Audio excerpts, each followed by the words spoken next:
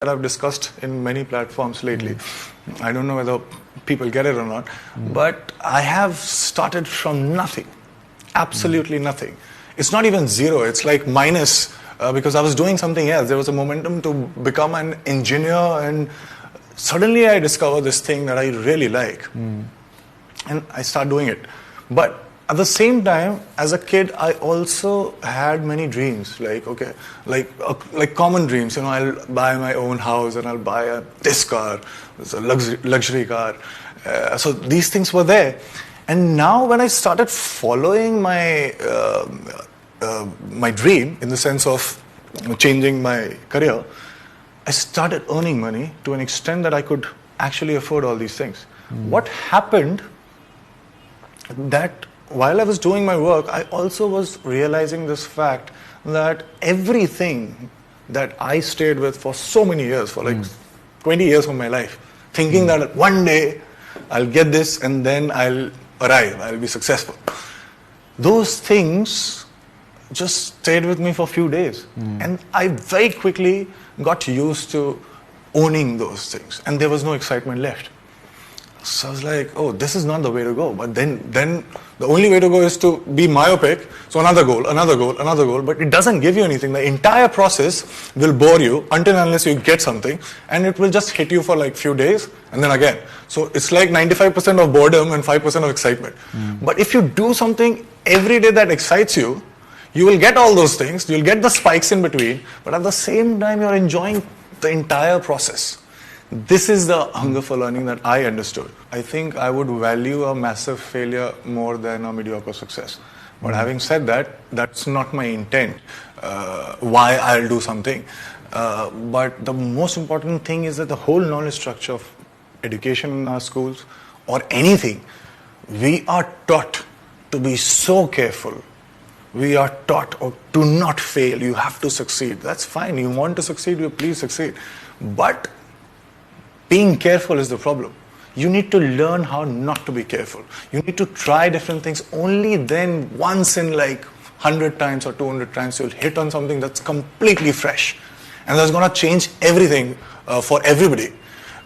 So it's extremely important to fail, because without failure, you cannot get something new or fresh. You will be a very good repetition of something else. Since the time the movie has released and it has been doing extremely well, it's been definitely, obviously, like an extremely positive experience for you. But also, you know, once you make it big and like just 100 crores, and obviously all the judgments, they start coming in as well. That you know, it's funny that if an actor, if he has a successful film, if he doesn't raise his price, it is said that maybe he lacks the business skills and he needs to acquire like a better manager or something like that.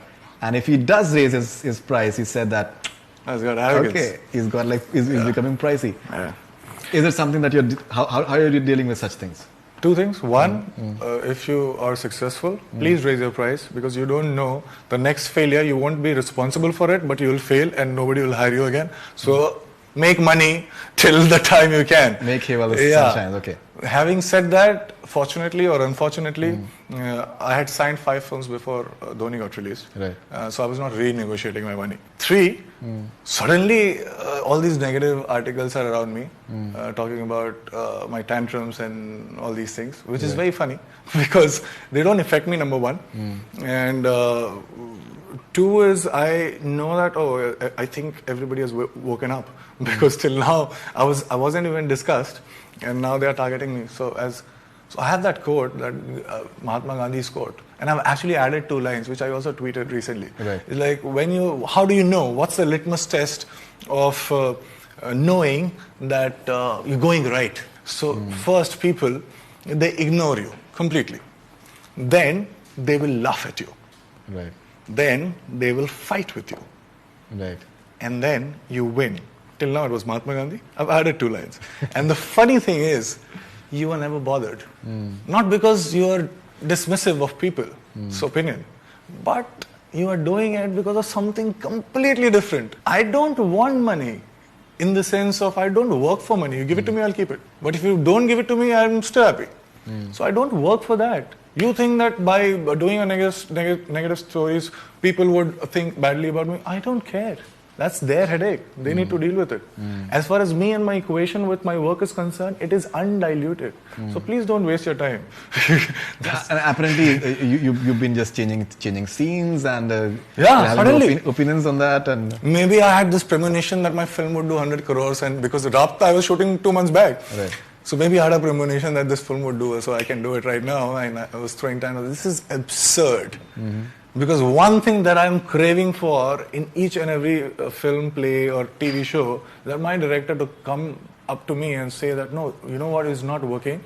Let's try something else. And then you are alive again. Let's try something else. Why would I try to change the scene? It's completely absurd. So also I just have a request for all these people who are doing it. which TV actor is your favorite and inspires you a lot? I don't see it like TV actor. Let me be very specific. And I don't like saying TV actors.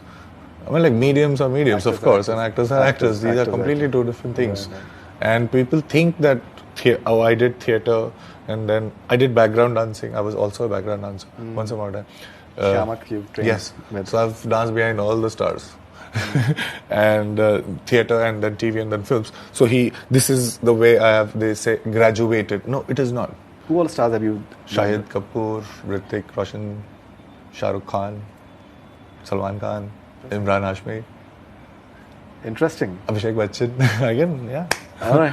Preeti Zinta, Aishwarya Rai. Mona from Patna, what makes you so fearless when you come to choose your characters? Don't you get a second thought before experimenting? No, I do it for a different reason. I mean, I have 11 or 12 things that I absolutely love doing, and one of those 12 things is acting. So I understand why I act. So first of all, I really like acting, and the second thing, I use it for something else. It is not to compete. It is not to be secure.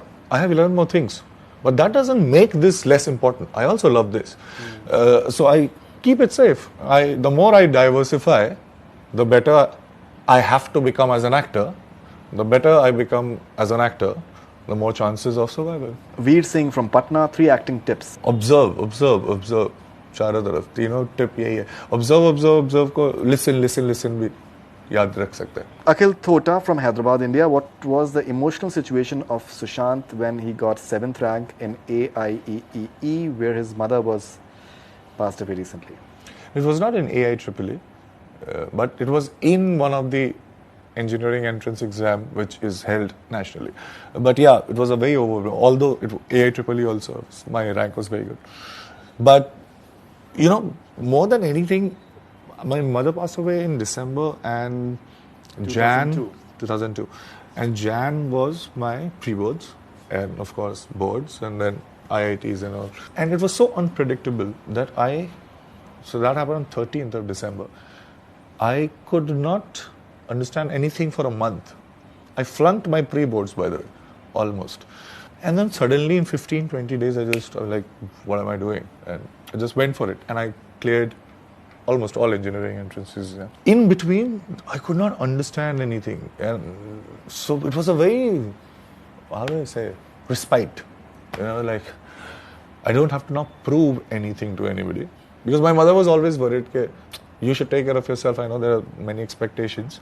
But do something so that, you know, people don't say that you're not successful in your life. While she went like that, so now more the reason I should do this. And when that happened, I was like, now I can do what I want. This is Prateek from Sydney. You like to read a lot. Do you think reading has changed you as a person or changed your thought process? Yeah, the more number of ways we know that we can see or view anything, perspectives, the better it is in life. You don't get confrontational with anybody because you have multiple of views on anything.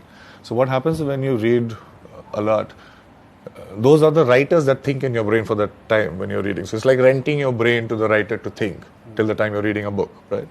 So if you read multiple of books on a particular subject, let's say, so you'll have multiple of point of views on the same thing, while we only understand that there is a right way and then there is a wrong way, or there are wrong ways. But it's not that, there are right ways also. So we get to know that. So first of all, we appreciate the fact that, you know, we are not so right. Everybody could be right at the same time. And also know specifically what are the things that are right. So it's a very good place to be in. Everyone should read and read a lot. All right, so as I mentioned in the intro that You have this unique ability to internalize. When I watched Kedarnath, the confusion about the religious identity in a way, and or be it the class divide, there's a lot of subtlety in your performance. Would you like to talk about that? I think it's very recently that I realized one thing, that we all act all the time. I'm not saying act in terms of that we lie all the time, but I'm saying that we generally act all the time. And as an actor, what I used to do in films is that we are told not to act, make it natural, make it natural. Well, that's a great way to go. But then I thought my characters, just like me, could also act in front of my co-characters. So when you think like that, then you try to cut down your emotions so that the other co-character does not.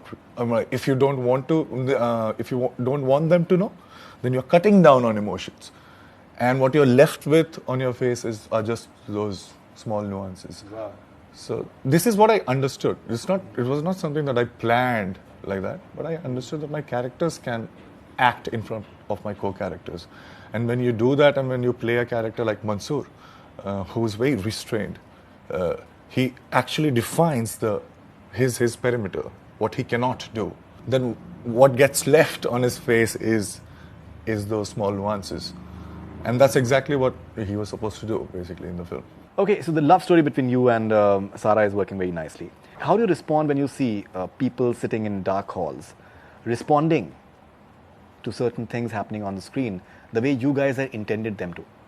I can only assume that that's happening because I have not experienced it. I generally don't watch my film when it releases. Probably I'll watch it after a few months when I can watch two or three of my films back to back. So there is a certain takeaway. You understand that, oh, this is something that you do and should not do, because that's a pattern in all the films. You are playing three characters, so there shouldn't be any similarity in terms of unintentional. So then there is a takeaway. So I don't watch my films that much. So I don't understand. I don't have the experience of it, but I can only assume that they would understand that, and it's a very great feeling.